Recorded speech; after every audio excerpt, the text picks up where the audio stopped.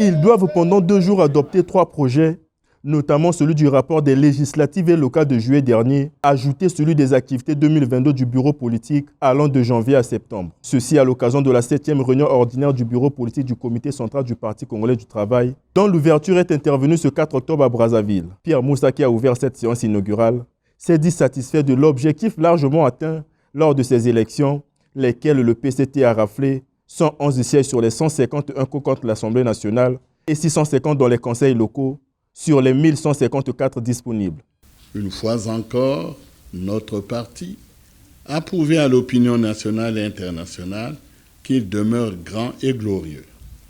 Cette performance électorale remarquable est la résultante d'un travail acharné réalisé par les candidats, les militants et sympathisants du Parti congolais du travail, suivant les directives du bureau politique et l'orientation stratégique avisée du président du comité central, le camarade Denis Sassou Nguesso.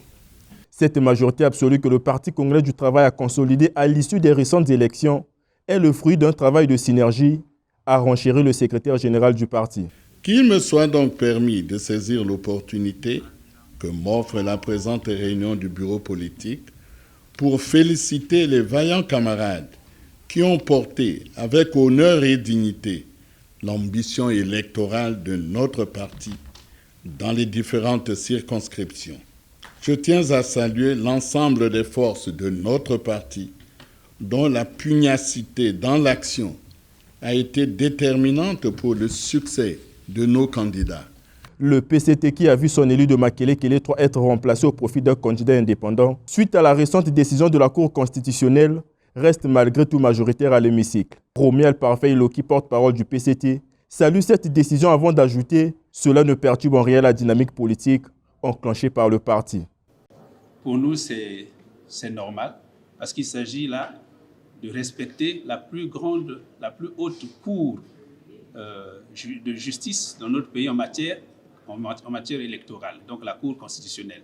Le Parti congolais du travail, aujourd'hui, est crédité de 111 députés sur les 151 que compte notre Assemblée nationale.